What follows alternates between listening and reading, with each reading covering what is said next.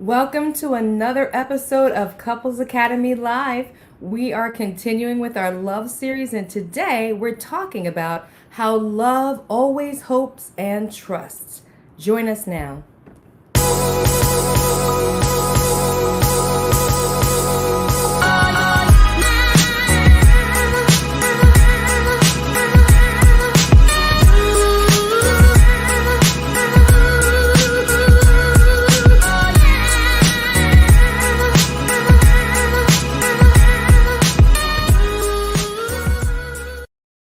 Well, good morning, Good morning. everyone. How My are name y'all? is Hassani, I'm Danielle. and we are Couples Academy. What? They know us. I'm just saying, there could be somebody new maybe tuning in today from Hello, somewhere everyone. across the planet. That's true. But we're Couples Academy, and we have been in this series. This is the home stretch. We just have a few more days to go as we unpack what the Bible says in 1 Corinthians chapter 13 about love. And once again, once you have love as a foundation, the core, the crux of your relationship, it really makes a huge difference in the quality of your life and how you two operate. So we've been talking about what love isn't. Now we're on what love is. And here today, we're talking about how love always trusts and love always hopes. Trust, I would say, is one of the cornerstone building blocks to a successful relationship because people truly struggle trusting their spouse. And it seems like there are a tremendous number of reasons that contribute to that. And so what we want to do is talk about how to get over that hump and how to begin to trust in a major way. What are some of the things that you've heard people talk about in terms of why they don't trust their spouse? Where does Infidelity. it come from? That's number one. Of course, right? I mean, that's the biggest breach of trust that you're ever going to encounter.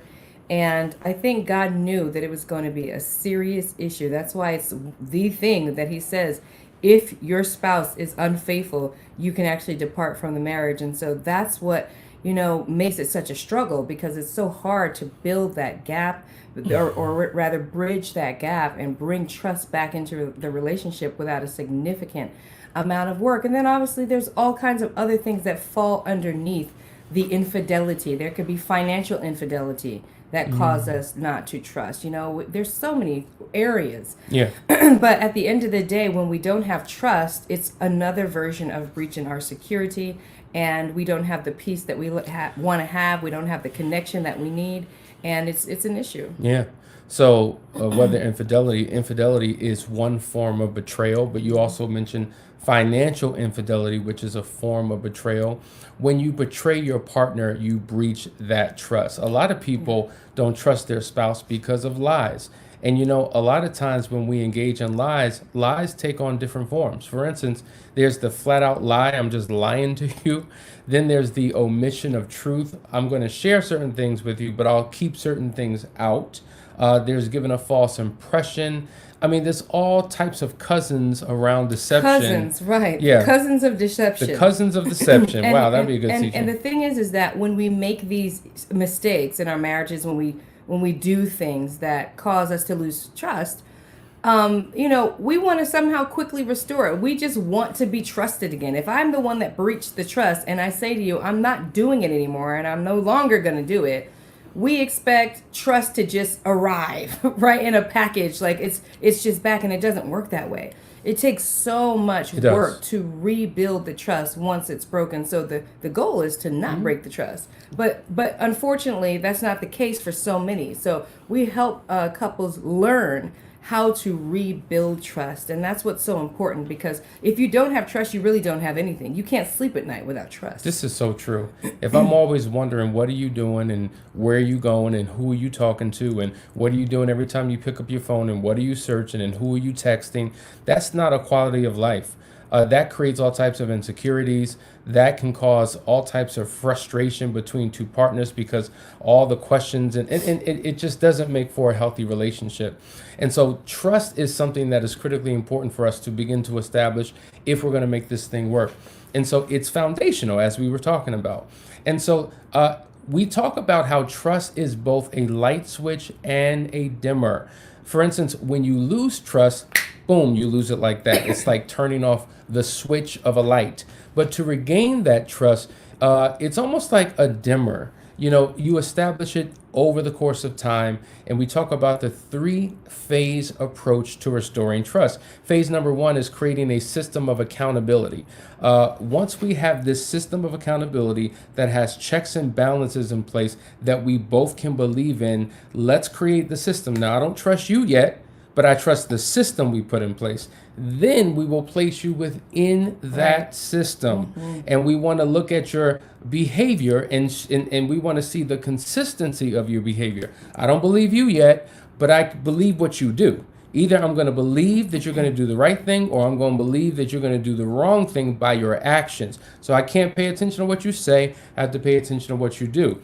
Phase number 3, after creating the system and putting you in it, and you operate in integrity with consistency, now I can begin to believe in you because of the character and the integrity that you're developing through your consistency of behavior while you remain in this system of accountability. Yeah. Step outside of it, I don't trust you anymore. Right. And but the question is, what do we do with our anxiety while we are going through this process and we've got the system? The system is something that we can trust, right? But while we're building this system and watching and observing you go through the system, there's still that anxiety that you have because you don't trust them, right? So that is where you need to be anchored spiritually. That is where I'm going to tell you right now that change happens on your knees, my friend. That's where you go. And you talk about how we tell our friends things all the time, right? And how when we tell our friends and family things about our spouses, they don't easily forgive, right? You have to have somebody to pour out to and talk to.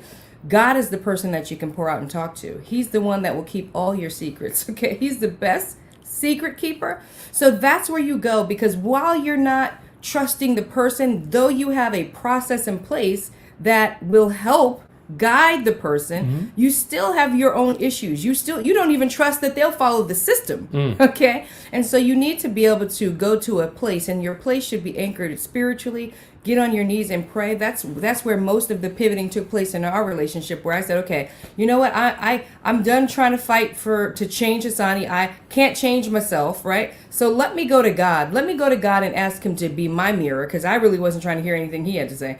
Let me go to God, let him be my mirror, and let me talk to him about his son. And that was really where things began to change in me. I don't even know if that actually impacted the change on you right away as much as it impacted the change on me. So you got the process and you got your spiritual connection. And when you have those two things working together, you got something. And you know what? Let's pause on that, because a lot of us have religion, old time religion.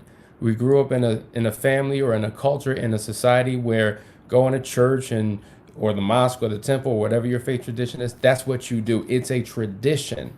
However, there's no relationship. There's no time spent. And just as we talk about the importance of spending time with your spouse and developing intimacy, you have to do that same thing in terms of your relationship with God. And sometimes in your darkest season or your darkest hour, that's when you draw closer to him. And I think, when we're dealing with couples in crisis, it's amazing how some just, they don't really have that connection or never even thought about tapping into that. But to your point, once you bring God in, that's when everything begins to shift, change, and pivot. And that's what we need to do to begin to trust. And you know what? It's okay that you've never done that before.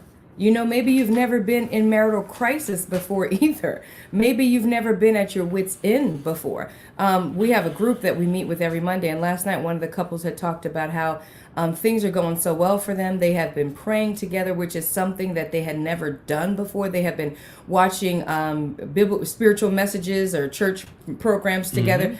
And I was just so excited to hear that sometimes the stuff this whole life that we're in, it's a pruning process. We're pruning each other, like literally walking through life. It's a pruning process. And so when you go through the heat, when you go through the fire, that is the pruning process. That's when things, issues, habits, idiosyncrasies, stuff that you needed to get to you that you could never see before because you were wearing different lenses. A lot of times crisis is like an earthquake. It breaks up your world. And while you're putting it back together, that's an opportunity for God to come in and manifest magnificent change in your life. And so, of course, we don't want wonderful change and all these wonderful things to happen on the heels of devastation, but that just seems to be how it is in many cases, isn't it? Yeah, it is. We go to him when we're in crisis and we're in trouble, and he wants Right. that relationship prior to that. Right. Because if he's a part of it prior to, it can potentially prevent the crisis Sure. from happening. But to your point, Certain crises. Yeah, we right. can't go through life ever exactly. expecting we will have no crisis. But when you have God in the midst of Right. the crisis, it's just like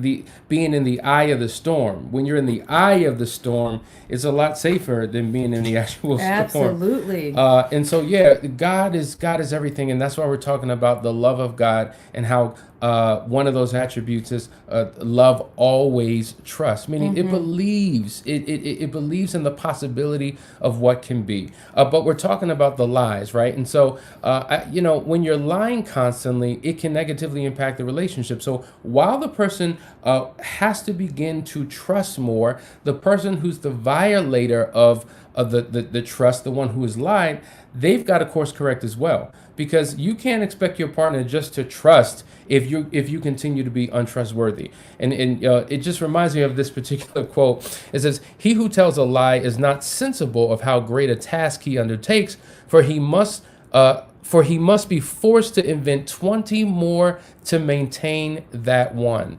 Like the fact that you have to have 20 more I lies, don't want to be bothered. it's too much work. It is. It's too much effort. But it's so true. You got to cover one lie with the next lie with the next lie. Next thing you know, you're entangled in your lies. You're tripping over the last lie, and everybody knows you're a liar. Yeah.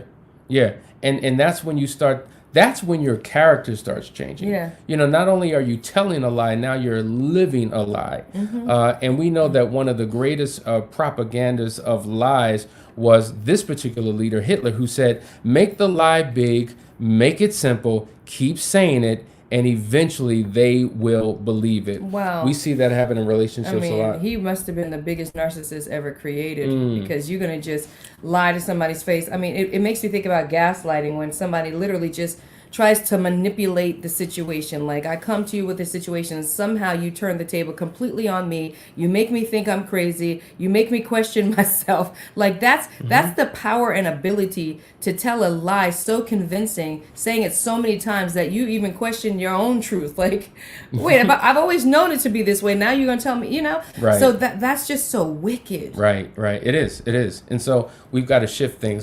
Here's some questions coming in.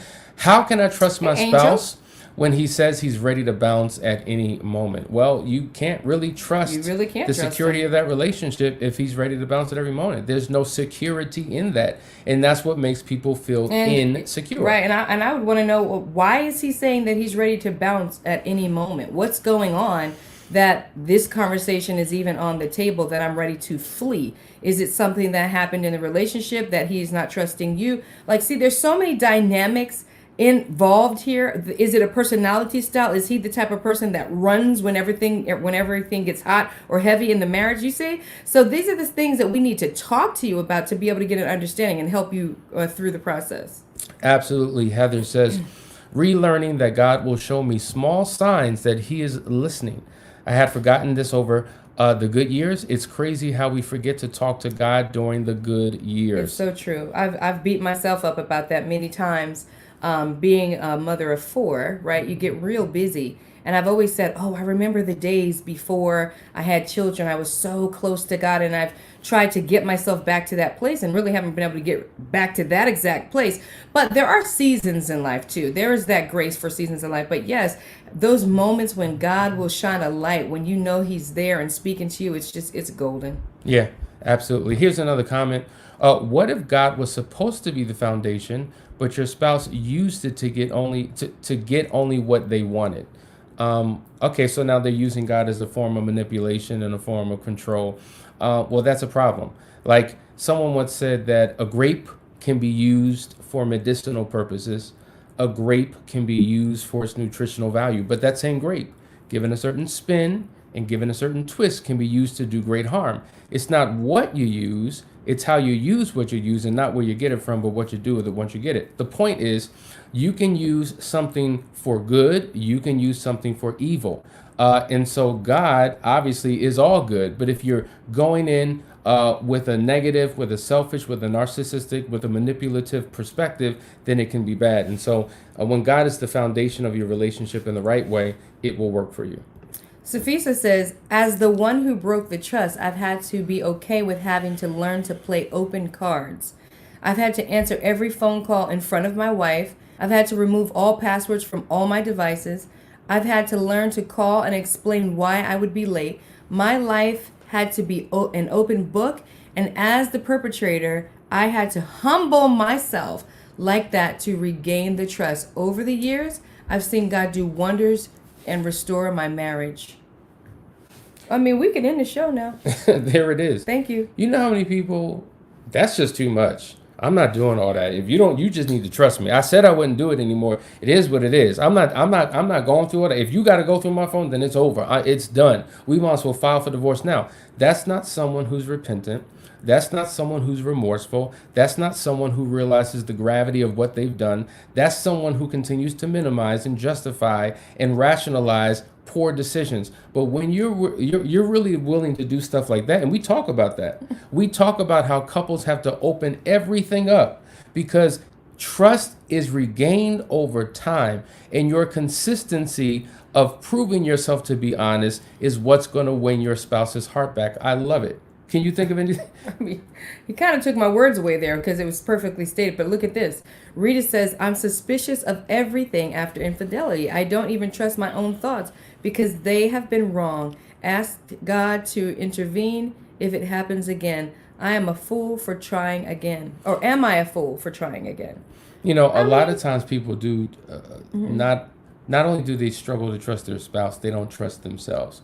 People who have spiritual discernment, people who are street smart, people who can see things coming from a mile away. It seems like people have more insight into other people's lives than their own sometimes.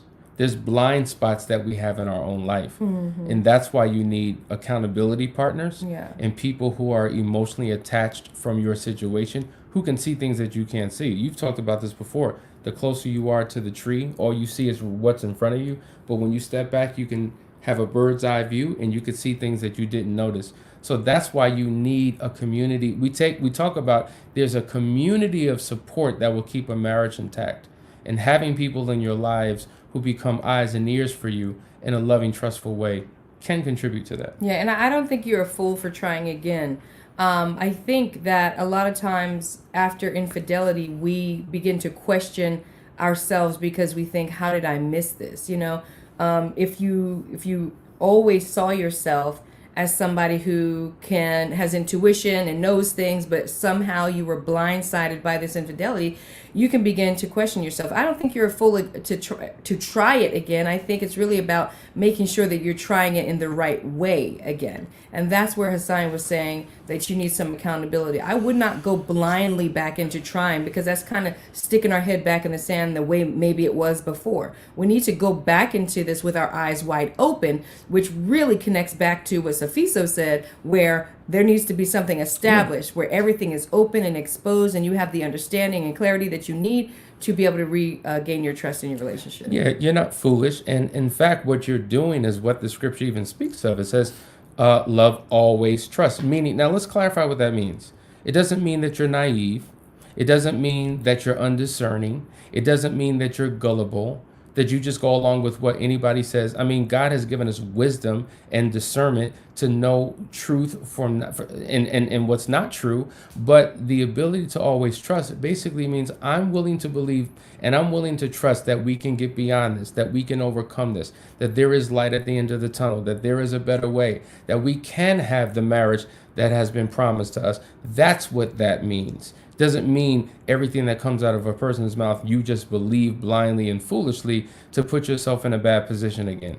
And so these are the things that are important for people to do in order to understand what it takes to have a healthy relationship. And really that steers us into the second part of this, love always hopes. I mean, think about that. If you feel hopeless and helpless in your situation, what do you have? That impacts how you wake up in the morning. That impacts how you live your day. That impacts how you interact with your spouse. A hopeless, helpless person really are putting themselves at a major disadvantage because they're always looking through the eyes of scrutiny. They always are. Does that make sense? They're always thinking something's about to go down and they're just waiting. And so if you have a negative anticipation about what your spouse is going to do, then it keeps you from showing up as your best self. So you're not able to be all of who you are because of a lack of hope for your situation and for your marriage. Absolutely. All right. Janice, I see you. We will be praying for you. I don't know if we need to read this. We'll get to you directly, Janice. I hope this is helping because we're talking about the importance of establishing love in a relationship to get through your challenges. This is what God's agape love is all about. Some of you have been asking, well, how can we get more help? How can we begin to turn our situations around? We want you to know that we are here for you. We are available to you. There are a lot of things that we have coming up over the next couple of weeks that we want to make you aware of. So we'll be right back after this quick announcement.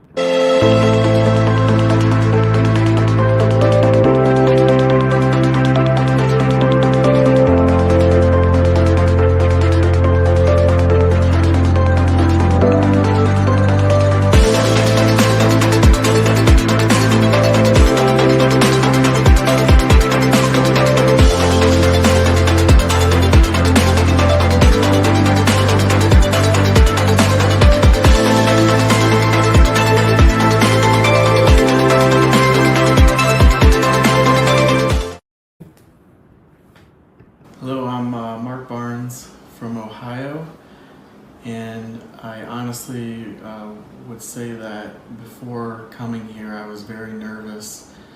I was scared that I would never ever be fixed or healed of my problems and issues. But the way Hassani took us through each step throughout the weekend was beautifully orchestrated and so helpful that now I have hope and confidence in myself that I'll be the husband and father and even businessman that I need to be and that God intends for me to be. I'm Debbie, and my goal in coming was just to feel a sense of safety after some betrayal in our marriage, and I felt very insecure. Even in coming here, I was nervous that maybe blame would be placed on me and that I really didn't know what to expect, but I was just unsure, but I was desperate for a change in our marriage. So through this experience, I just feel like a weight has been lifted off of me. I feel safe, I feel secure, I feel like we have a future. In coming here, I wasn't sure if this was the end. This was kind of our last resort in getting through to each other. So leaving here, I just feel like a new beginning, a new lease on life, and I feel, like I said, a weight was lifted, and I feel encouraged and hopeful. And that's what it's really all about. Getting the help that you need, restoring your relationship. And so if you are here and you're saying, you know what, we want some of that. We want some of that. We want to experience what all of these other couples are experiencing. If there's any hope, if there's any trust in a better future, in a better marriage, we want you to go to the website, couplesacademy.org, and schedule a free discovery call. I hope this was helpful today and gave you what you needed to get you through this particular day. We have 2 more days where we're going to unpack what love is in a comprehensive way. And I want you to begin to not just listen to this, but sit down with your spouse. Watch these videos together, take notes, unpack them, and see how you can take your marriage to the next level. Absolutely. All right, guys. Till tomorrow. Till tomorrow. Love you. See you then. Bye. Can't bring us down, can't nothing